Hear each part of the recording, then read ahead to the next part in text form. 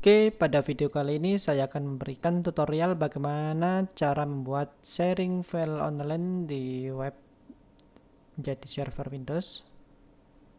Kita bisa berbagi file di Windows menjadi online. Oke, langsung saja caranya. Pertama, kalian buka run, lalu ketikkan perintah ini, optional features. Features ini, oke. Oke, kita akan mengaktifkan IIS. Di sini kalian cari Internet Information Service. Ini kalian on kan. Oke, lalu oke. Tunggu hingga prosesnya selesai. Apabila nanti sudah selesai, maka jendelanya akan menutup sendiri. Lalu setelah itu kalian buka Internet Information Service IIS Manager ini. Sudah diaktifkan. Kemudian kalian pergi ke bagian sebelah kiri ini, pilih site, situs, lalu default website. Setelah itu pilih add virtual directory. Di sini kalian ketikkan nama file yang ingin atau membuat nama folder terserah kalian.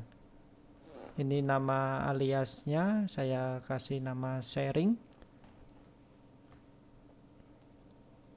Lalu ketika kita akan mencoba men-share sebuah folder, kita akan membuat folder terlebih dahulu di C.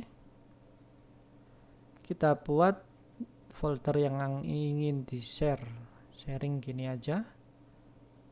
Oke, setelah itu pilih yang kedua ini, pilih folder yang baru saja kita buat. Ini lalu oke, dan oke. Setelah itu pergi ke directory browsing. Kalian klik 2 kali, masuk. Dan di bagian kanan kalian bisa melakukan enable atau mengaktifkannya. Apabila sudah di enable, maka centangnya sudah bisa dipilih. Ini biarkan saja begini. Oke, selanjutnya kita akan cek di foldernya apakah sudah ada config-nya. Dan ternyata web config-nya sudah di setting, sudah ada. Setelah itu kita akan tes membuat file yang ingin di-share. Kita akan membuat file rar, perumpamaannya ini. Dan saya juga akan membuat file txt dan beberapa file lainnya untuk mengetes hasil sharing ini nanti bisa online atau tidak. Oke, selanjutnya kita tes apakah server ini sudah berhasil diakses dengan cara ketikkan IP address atau localhost, lalu garing dan nama foldernya. Nah, ini sudah bisa diakses di localhost di IP address ini aja. Sekarang kita akan mencoba untuk men-setting IP address dari komputer ini agar tidak berubah-ubah dan tetap statik. Jadi jika routernya di reset atau di restart, IP addressnya tetap ini aja, tidak akan berubah. Oke, langsung saja masuk ke bagian router ZTE, router yang kalian pakai, router wifi nya. Oke, kita akan cek IP address-nya ini terlebih dahulu. Karena ini IP-nya belum saya setting ke static, kita akan melihat dan mengetesnya. Oke, ketik IP config cmd, masuk cmd, lalu IP config, dan ini IP address saya yaitu 11. Sekarang kita akan merubah menjadi static, masuk ke routernya, ini IP address-nya. Lalu login admin Telkom DSO dan pergi ke bagian network, lalu LAN dan ke DHCP binding. Oke, setelah itu masukkan MAC address dari komputer ini dengan cara ketik ipconfig /all. Dan di sini kalian bisa melihat semua data dari IP address-nya. Ini saya memakai WiFi dan ini IP-nya masih 11. MAC address-nya kalian lihat sudah saya setting dengan cara masukkannya seperti ini. 002719 F5 BE dan D5, dan IP address-nya akan saya setting 102. Kita save. Jika sudah disimpan seperti ini, oke, sudah tersimpan, lalu kita restart routernya. Jika resetnya sudah selesai, kita cek IP address-nya. Masuk ke bagian DHCP server dan lihat IP-nya sudah berubah 102, dan kita cek IP config apakah sudah berubah dari 11 tadi menjadi 102. Oke, sama 102.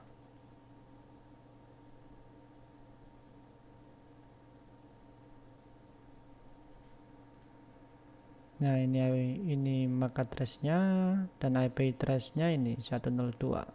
Dan infinity ini tandanya IP address ini tidak akan berubah seumur hidup, jadi akan permanen 102 ini. Jika sudah disetting IP address, selanjutnya kita pergi ke bagian aplikasi, lalu ke bagian port forwarding application list ini.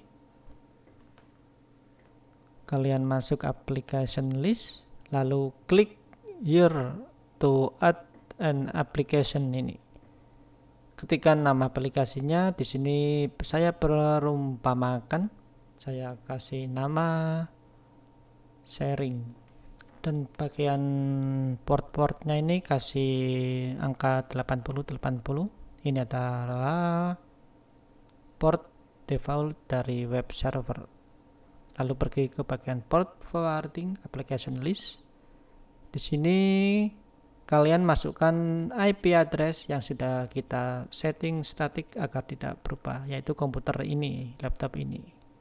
Oke, di sini kita akan mencoba menggunakan komputer lain untuk mengetes di laptop yang server tadi apakah sudah bisa diakses dari komputer lain.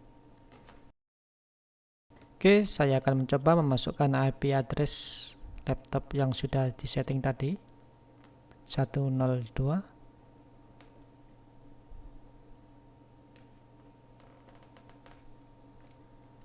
Dan ternyata masih belum bisa sempurna settingannya, masih tidak bisa diakses di laptop server ini. Caranya sangat mudah, cara mengatasi tidak bisa diakses seperti ini. Kalian cukup pergi ke bagian firewall-nya. Kita off-kan terlebih dahulu firewall-nya. Ketikkan di start menu firewall. Lalu di sini kalian bisa pilih langsung off atau bisa di mode pengaturan advance ini untuk memasukkan portnya. Tapi di sini saya akan contohkan yang langsung saja, saya off-kan biar cepat. Kita off-kan langsung saja.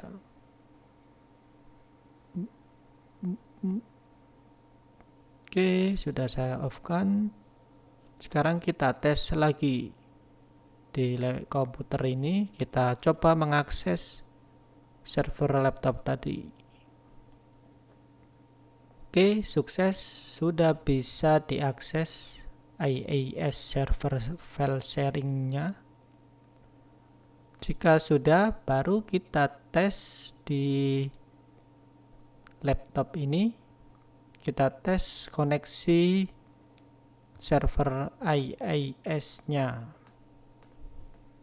Kita cek IP address public dari komputer ini.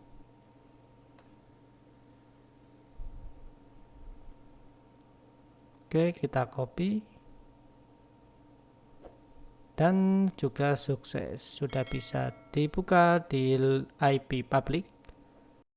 Karena IP public sering berubah-ubah, sekarang kita men-setting agar menjadi tetap tidak akan berubah-ubah dengan menggunakan sebuah DNS atau domain. Kita menggunakan no IP saja. Kalian daftar di no IP. Masukkan email dan password pendaftarannya. Pada bagian HTML username kalian centang biar nanti aja settingannya. Lalu sign up. Buka Gmail untuk konfirmasi.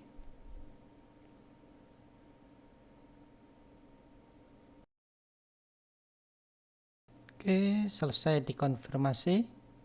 Saatnya men-setting nama domain DNS yang kita inginkan, yaitu pergi ke bagian akun kalian ini, dan setelah itu kalian bisa memasukkan nama domain yang kalian inginkan. Oke, nama DNS saya, domain saya komputerx.ddns.net. Oke, sudah aktif. Ini nama domainnya agar nanti jika IP berubah-ubah tetap bisa diakses. Sekarang kalian download aplikasi No IP ini. Setelah di-download, kalian buka dan kalian install. Jika sudah diinstal, kalian buka lalu login dengan akun yang sudah dibuat tadi. Di sini kegunaan no IP agar jika nanti IP publiknya berubah-ubah tetap bisa diakses dengan cara menuliskan atau mengakses nama domain yang sudah kita buat di no IP ini. Oke, ini IP-nya jika berubah nanti dia tetap di nama domain komputerx.ddns.net. Sekarang kita tes untuk mengaksesnya. Kita ketikkan komputerx.ddns.net. Oke, sukses, sudah bisa diakses server IIS filenya. Dengan cara ini meskipun IP publiknya berubah-ubah, tetap kita bisa mengaksesnya dengan mengetikkan nama domain yang sudah kita buat di no IP. Oke, sekian dulu video kali ini. Jangan lupa kalian subscribe dan terima kasih telah menonton.